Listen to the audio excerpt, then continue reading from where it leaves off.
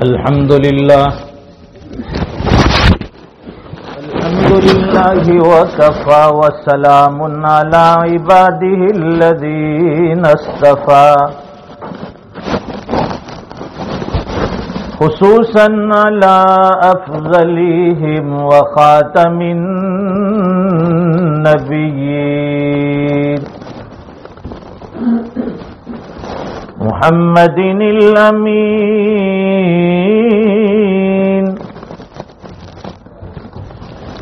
وعلى آله وصحبه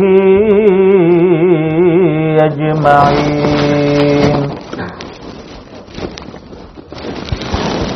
أما بعد فأعوذ بالله من الشيطان الرجيم بسم الله الرحمن الرحيم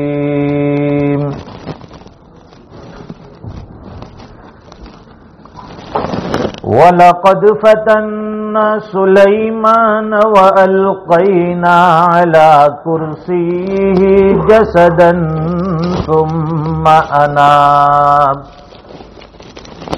صدق اللہ العظیم.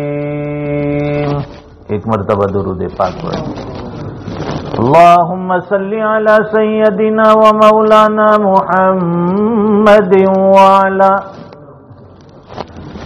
وعلى آل سيدنا محمد وبارك وسلم.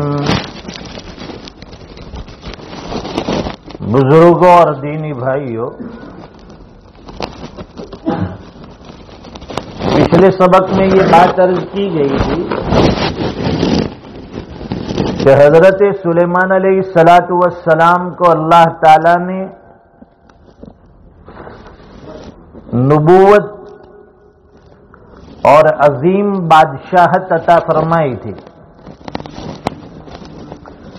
بادشاہت ایسی کہ آپ سے پہلے بھی کسی کو نہیں ملی اور آپ کے بعد بھی کسی کو نہیں ملے گی.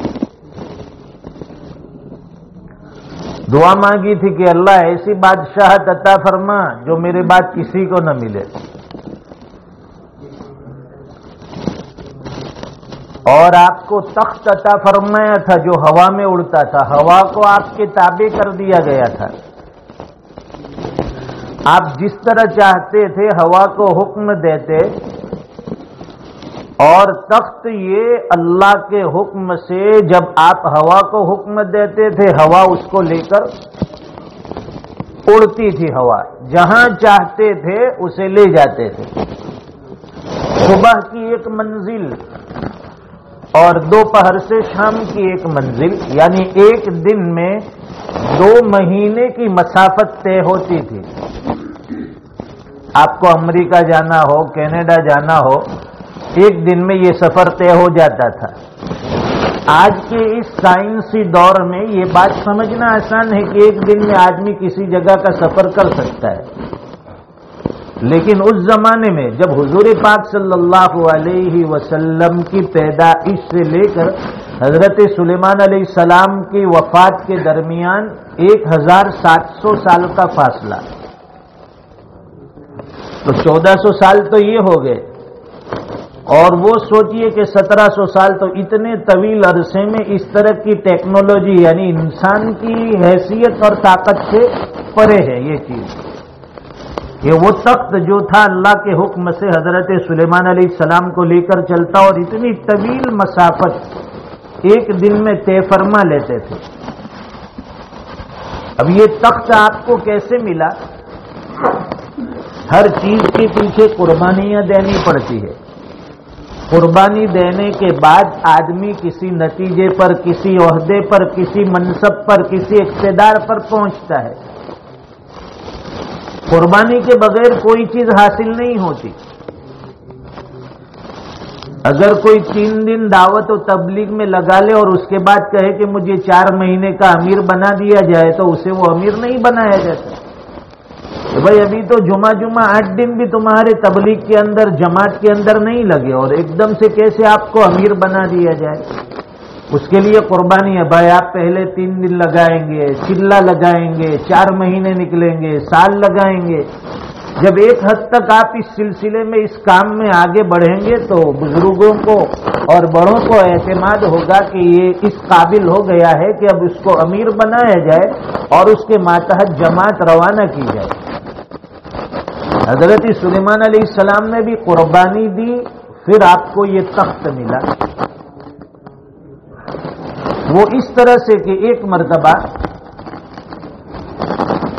حضرت سلیمان علیہ السلام جنگی گھوڑوں کا معائنہ کر رہے تھے. آپ کے پاس عجیب و غریب گھوڑے بھی تھے، تیز رفتار جو ہواؤں سے باتیں کرتے. وہ گھوڑے کا معائنہ کر رہے تھے، ایک کے بعد ایک گھوڑے آپ کے سامنے لائے جاتے تھے، آپ دیکھتے تھے، پھر دوسرا پیش کیا جاتا، اسے دیکھتے، پھر اور گھوڑے لائے جاتے. یہ سلسلہ جاری تھا یہاں تک کہ عصر کی نماز کا وقت ختم ہو گیا. آپ کی نماز ابھی باقی تھی عصر کی، اور پتہ ہی نہیں چلا، ایسے مصروف ہو گئے، ایسے مشغول ہو گئے گھوڑے کے معائنے میں کہ پتہ نہیں چلا کہ عصر کی نماز کا وقت نکل گیا ہے.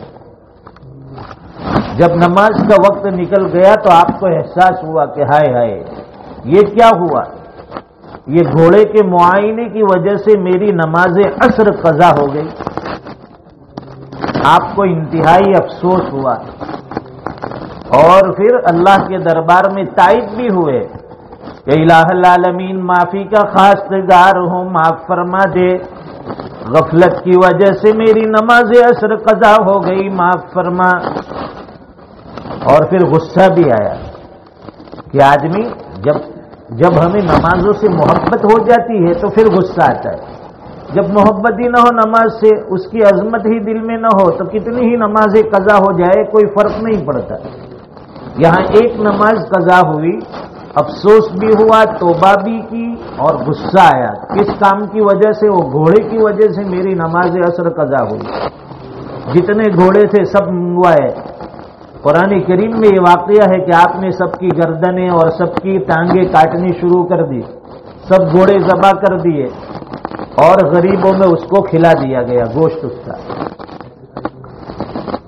اس زمانے میں گھوڑے کا گوشت حلال تھا. آج ہماری اس امت میں، امت مسلمہ میں، امت محمدیہ میں یہ حلال نہیں ہے گھوڑے کا گوشت. ورنہ آپ بھی کہیں گے کہ چلو ہم بھی ذبح کرنا شروع کر دیں. ہر شریعت کے کچھ الگ الگ احکام ہوتے ہیں. شریعت محمدیہ میں گھوڑے کھانا حلال نہیں ہے کیونکہ یہ آلے جہاد میں سے ہے، یہ انسان کو سواری کے لیے کام آتے ہیں. تو حضرت سلیمان علیہ السلام نے سب گھوڑے ذبح کر دیے. آپ کی یہ قربانی دیکھ کر اللہ تعالیٰ نے آپ کو وہ تخت عطا فرمایا کہ اب آپ کو گھوڑے کی سواری کی ضرورت نہیں ہے. اس سے بڑھ کر ہم آپ کو سواری دیتے ہیں اور آپ کو یہ عظیم تخت عطا فرمایا. اس پر سینکڑوں نہیں، ہزاروں نہیں، لاکھوں انسان اور ساتھ میں چرندے پرندے سب ساتھ میں سواری کرتے تھے. اب جب یہ تخت اڑتا تھا ہوا میں تو ظاہر ہے کہ وہ بلندیوں پر جائے گا پھر اڑے گا. پہاڑیاں ہوتی ہے، پہاڑیوں سے اوپر بلندیوں پر جائے گا وہ تخت، پھر وہ اڑے گا. تو جتنا اوپر جائے گا یا عمارت بلڈنگ جتنی ہائٹ پر ہوگی اس کو آفتاب کی، سورج کی تپش اور گرمی اتنی زیادہ محسوس ہوتی ہے. تو حضرت سلیمان علیہ السلام جب تخت اڑتا تھا ہوا میں، فضا میں، تو آپ پرندوں کو حکم دیتے تھے کہ اس کے اوپر سایہ کر دے. تو سارے پرندے اس کے اوپر اڑتے تھے تخت کے اوپر تاکہ وہ آفتاب کی وجہ سے دھوپ بھی محسوس نہ ہو. دنیا میں ہے کسی کی ایسی حکومت؟ ہے کوئی ایسی بادشاہت کرنے والا؟ یہ تو اللہ کے علاوہ کوئی نہیں کر سکتا ایسی چیز. اور پرندے تابع ہو جائے، یہ تو کیسے ہو سکتا ہے کہ ایک پرندہ ہمارے تابع ہو؟ نہیں، وہ تو ہم قریب میں جائیں گے وہ اڑ جائے گا، ہم سے ڈر جائے گا. لیکن اللہ تعالیٰ نے پرندوں کو پر حکومت دی تھی. سارے پرندے سایہ کرتے تھے تخت کے اوپر تاکہ آفتاب کی گرمی سے بھی آپ کو بچائے.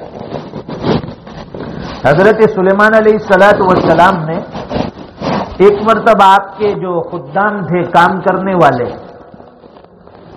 انہوں نے کام میں کوئی آگے پیچھے کیا ہے، تھوڑی تاخیر کر دی، تعمیل حکم میں دیر ہو گئی، جلدی سے کام نہیں ہوا، آپ ناراض ہو گئے اور فرمائے کہ میں اپنی جتنی بیویاں ہیں ان بیویوں کے ساتھ آج رات میں صحبت کروں گا، ہم بستری کروں گا، اور ان سے ایک ایک لڑکا پیدا ہوگا، سب بیویوں سے ایک ایک لڑکا پیدا ہوگا، اور وہ فرما بردار ہوگا، اللہ کے راستے میں جنگ کرے گا۔ کتنی بیویاں تھی؟ مفسرین نے لکھا ہے کہ 90 تھی، ایک قول کے مطابق 100 کے قریب آپ کی بیویاں تھیں۔ اس رات میں آپ نے سب کے ساتھ ہم بستری کی۔ نبی کے لیے کوئی مشکل نہیں ہے، اللہ تعالیٰ نے کئی انسانوں کی طاقت ان کو عطا کر رکھی ہوتی، سب کے ساتھ آپ ہم بستر ہوئے، لیکن ان میں سے صرف ایک بیوی کو حمل ٹھہرا۔ آپ نے کہا تو یہ تھا کہ سب کے ساتھ میں ہم بستری کروں گا، سب کو حمل ٹھہرے گا، ایک ایک بچہ پیدا ہوگا، اور وہ اللہ کے راستے میں پھر جنگ کرنے والا ہوگا، مطیع فرما بردار ہوگا۔ مشکل سے ایک بیوی کو حمل ٹھہرا، اور اس نے بھی وہ ناقص بچہ جنا، ادھورا بچہ جنا، پورا نہیں۔ اس کی وجہ کیا ہے؟ تو قرآن کریم کی اس آیت میں مفسرین نے اس کی تفسیر کرتے ہوئے بتلایا، وَلَقَدْ فَتَنَّا سُلَيْمَانَ وَأَلْقَيْنَا عَلَى كُرْسِيِّهِ جَسَدًا ثُمَّ أَنَابَ۔ ہم نے سلیمان علیہ السلام کو آزمایا ایک چیز کے اندر، اور ڈال دیا اس کی کرسی کے اوپر ایک جسم، علی کرسیہ جسدن، ناقص جسم ڈال دیا، ثم اناب، پھر وہ تائب ہوا۔ مطلب یہ ہے کہ جب کسی بیوی کو حمل نہیں ٹھہرا، ایک کو ٹھہرا، ادھورا بچہ جنا، خادموں نے لا کر دیا کہ دیکھیے یہ بچہ ہوا ہے ایک عورت کو۔ اب اس کی وجہ کیوں؟ اللہ تعالیٰ نے آزمائش لیا، آپ کی امتحان لیا، ایک غلطی کی وجہ سے۔ جس وقت آپ نے یہ جملہ کہا کہ میں اپنی ساری بیویوں سے ہم بستر ہوں گا، آپ نے انشاءاللہ نہیں کہا، تو اس کے بعد ان سے بچے ہوں گے، انشاءاللہ صرف نہیں کہا، اس کے اوپر یہ پکڑ آ گئی۔ وہاں تو حضرت سلیمان علیہ السلام کی عصر کی نماز قضا ہوئی، اور عصر کی نماز قضا ہونے کی وجہ سے سارے گھوڑے وغیرہ انہوں نے ذبح کر دیے، قربانی پیش کی۔ تو علماء نے لکھا ہے کہ ہم اپنی نماز قضا ہوتی ہے تو کیا قربانیاں دیتے ہیں۔ حضرت تھانوی رحمت اللہ علیہ نے علاج بتایا ہے، نماز کا تو نہیں لیکن دوسرے گناہوں کا، کہ جب بھی ہم سے کوئی گناہ ہو جائے یا اللہ کی اطاعت میں غفلت ہو جائے تو فرماتے ہیں کہ اپنے اوپر کوئی جرم، کوئی سزا عائد کرو، تب جا کر یہ ہمارے گناہوں کی عادت چھوٹے گی۔ وہ کیسے؟ جیسے کوئی نافرمانی ہو گئی اللہ کی، نماز باجماعت چھوٹ گئی، یا کوئی نماز قضا ہو گئی، تو اپنے اوپر سزا کہ بھائی ایک نماز قضا ہوگی تو اس کے بدلے میں 100 رکعت میں پڑھوں گا دوسری نفل۔ تو دیکھیے ایک مرتبہ صرف عمل کر کے دیکھیے، پھر کبھی نماز قضا نہیں ہوگی۔ یا پھر کوئی گناہ ہو جائے تو اپنی ذات پر سزا مقرر کیجئے کہ اگر مجھ سے کوئی گناہ ہو جائے، صغیرہ گناہ ہو یا کبیرہ، تو اس کے اوپر میں 100 پاؤنڈ اللہ کے راستے میں خرچ کروں گا۔ ایک مرتبہ گناہ ہوگا، 100 پاؤنڈ نکالے گا، پھر اس کو دوسرے گناہ کے وقت فوراً یاد آئے گا یہ تو 100 پاؤنڈ نکالنے پڑیں گے، لائٹ بل نے گیس بل کہاں سے بھروں گا؟ پھر تو گناہ کے اوپر سے انسان کو کنٹرول ہوگا، اسٹاپ ہو جائے گا، گناہ نہیں ہوگا۔ یہاں انہوں نے انشاءاللہ نہیں کہا، اور اللہ کی طرف سے پکڑ ہوئی، آزمائش ہوئی کہ کسی بیوی کو حمل نہیں ٹھہرا، ایک کو ٹھہرا، وہ بھی ناقص بچہ۔ حضور پاک صلی اللہ علیہ وسلم کے پاس بھی یہودی آئے تھے، یہ واقعہ آپ کے ساتھ بھی ہوا تھا، قرآن کریم میں ہے سورہ کہف کے اندر، کہ یہودی آئے تھے حضور پاک صلی اللہ علیہ وسلم کے پاس، اور آ کر آپ سے 3 سوال کیے تھے۔ حضور پاک صلی اللہ علیہ وسلم سے پہلا سوال کیا کہ روح کی حقیقت کیا ہے؟ یہ انسان کے اندر جو جان ہے، جو روح ہے، جس سے یہ مشین ہمارا باڈی چلتی پھرتی ہے، یہ نکل جائے تو ختم، پھر اس کو انسان نہیں کہیں گے۔ سامنے کوئی آدمی بیٹھا ہے، بھائی اس کا نام تو محمد ہے، کیوں کہ اس کے اندر روح ہے، جان ہے، اللہ نے دی ہے، وہ باریک اور لطیف چیز ہے، وہ نکل جائے گی، آدمی بے جان ہو جائے گا۔ پھر پوچھیں گے بھائی یہ کیا ہے، وہ یہ نہیں کہیں گا کہ یہ محمد ہے، کہیں گے کہ یہ لاش ہے، یہ بے جان چیز ہے۔ تو روح کی حقیقت کیا ہے؟ یہودیوں نے سوال کیا حضور پاک صلی اللہ علیہ وسلم سے۔ دوسرا سوال آپ سے کیا کہ اصحاب کہف کون تھے؟ اصحاب کہف کا کیا واقعہ پیش آیا؟ تیسرا سوال انہوں نے کیا کہ سکندر ذوالقرنین کون تھا؟ یہ تین سوال آپ سے کیے۔ اب ظاہر ہے کہ یہ تو اصحاب کہف کا واقعہ حضور پاک صلی اللہ علیہ وسلم کی پیدائش سے سینکڑوں سال پہلے، کئی زمانے پہلے کا تھا، اور ذوالقرنین کا واقعہ بھی آپ کی پیدائش سے سینکڑوں سال پہلے کا تھا۔ اس زمانے میں کوئی بک تو تھی نہیں کہ بھائی ہمیں کوئی چیز معلوم نہ ہو، لاؤ فلاں بکس اٹھاؤ، کتب خانے سے، لائبریری سے فلاں بک نکالو، فلاں کتاب نکالو، دیکھ لو اس میں کیا لکھا ہے۔ حضور پاک صلی اللہ علیہ وسلم تو امی تھے، پڑھے لکھے بھی نہیں تھے، تو کتاب کا مطالعہ بھی کیسے ہوتا ہے؟ یہ تین سوال کیے کہ روح کی حقیقت کیا، اصحاب کہف کون تھے، اور ذوالقرنین، سکندر ذوالقرنین کون تھا؟ اب اس کے جواب مطلوب تھے۔ حضور پاک صلی اللہ علیہ وسلم نے فرمایا کہ میں آئندہ کل اس کا جواب دوں گا۔ آپ نے فرمایا آئندہ کل اس کا جواب میں دوں گا، اور آپ نے بھی انشاءاللہ نہیں کہا۔ تو 10 دن تک وہی اسٹاپ ہو گئی۔ حضرت جبرائیل علیہ السلام وہی لے کر نہیں آئے، ورنہ جب ضرورت ہوتی وہی لے کر تشریف لاتے تھے۔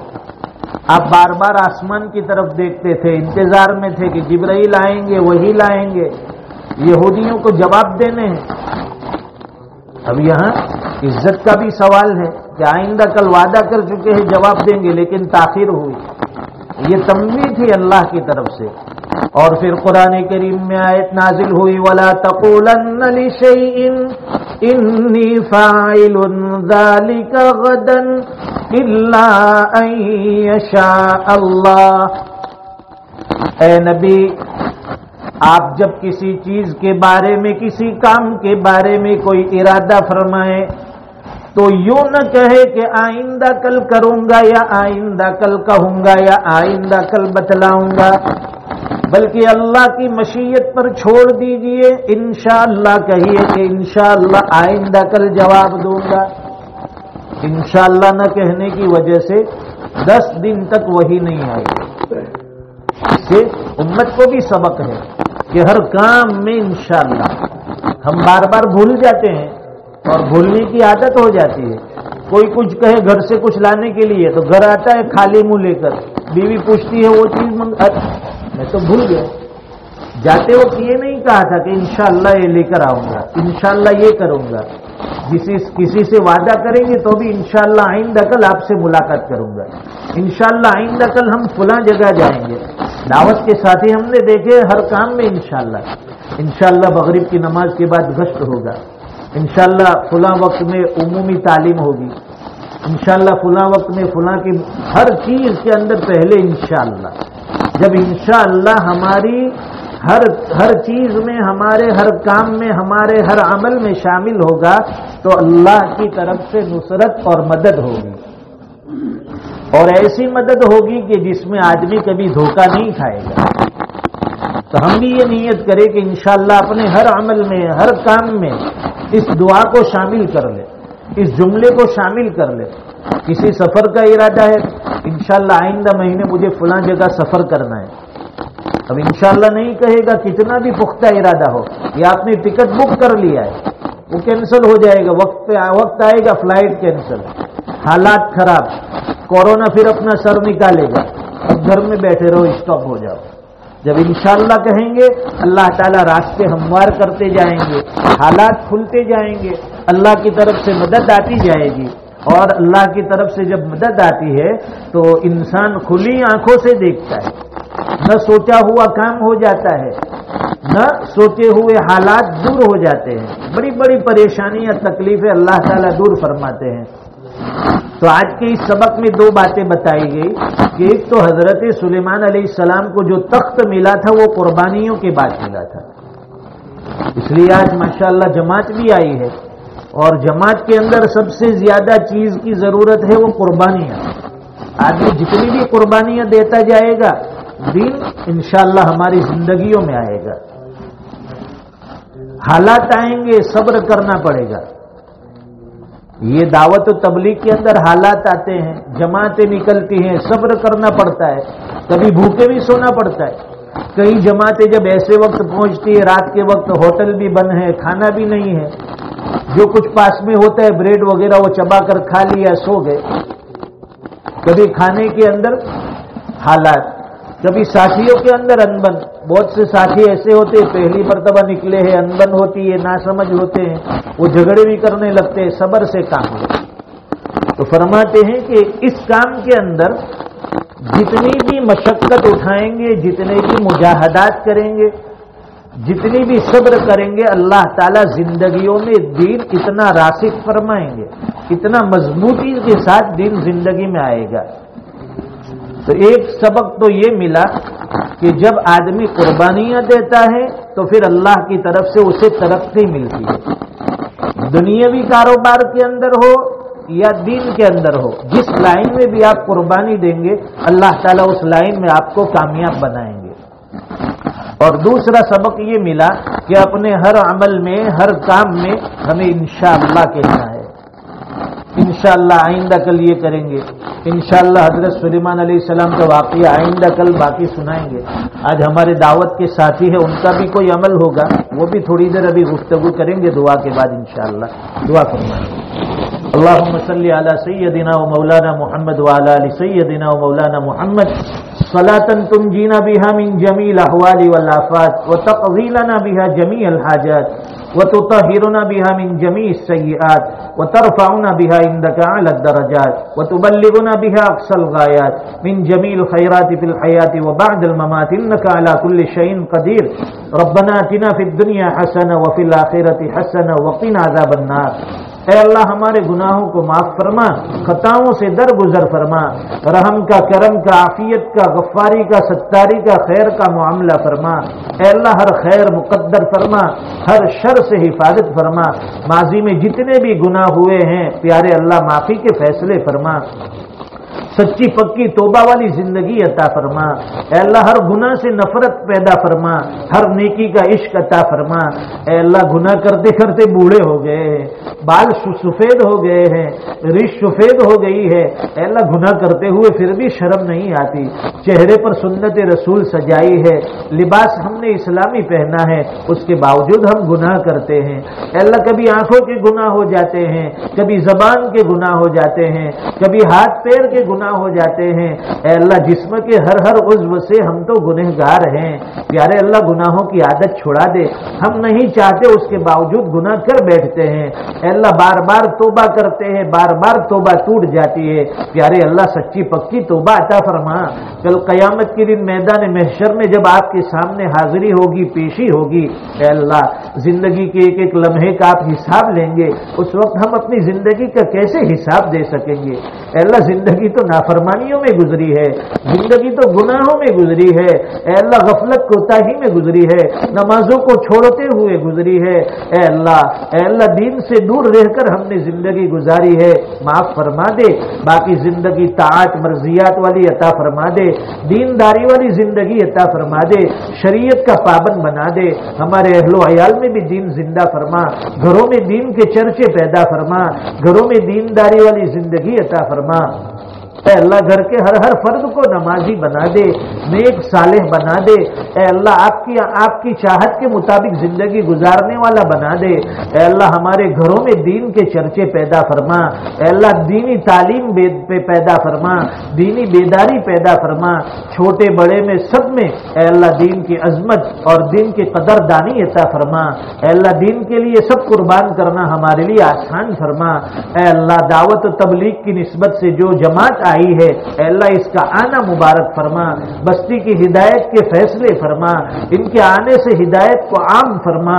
اے اللہ طرف و جوانب میں جتنے بھی مسلمان ہیں اے اللہ سب کی غیب سے نصرت و مدد فرما، مسجدوں کو آباد کرنے والا بنا، اے اللہ نمازوں کا پابند بنا، تلاوت قرآن کا شیدائی بنا، زبان کو ذاکر بنا، دل کو شاکر بنا، اے اللہ جسم کو آپ کے اے اللہ اعمال کا پابند بنا، اے اللہ شریعت کا پابند بنا دے، کما حق کہو دین پر چلنے والا بنا دے، 100% دینی اور شرعی زندگی عطا فرما دے۔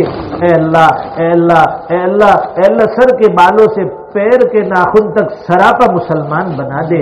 اے اللہ ہم زبان سے مسلمان ہیں، ہم نام سے مسلمان ہیں اور کام ہمارے غیروں جیسے ہیں، اعمال ہمارے غیروں جیسے ہیں۔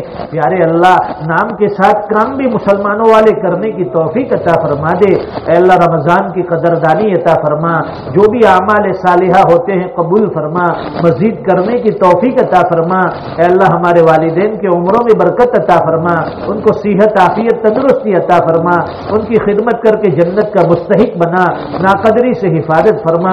اے اللہ انتقال کر گئے ہیں تو ان کی قبروں کو نور سے منور فرما، اعلیٰ علیین میں بہترین جگہ عطا فرما، امت مسلمہ کے حال پر رحم فرما، پریشان حالوں کی پریشانیاں دور فرما، حاجت مندوں کی ضرورتیں پوری فرما، بیماروں کو شفا عطا فرما، قرضوں کے بوجھ میں ڈوبے ہوئے اس سے نکلنے کی آسان سبیل و شکلیں پیدا فرما، دنیا سے ایمان پر جانے والوں کو جنت الفردوس عطا فرما، ہمیں بھی اپنے وقت پر خاتمہ بالخیر فرما۔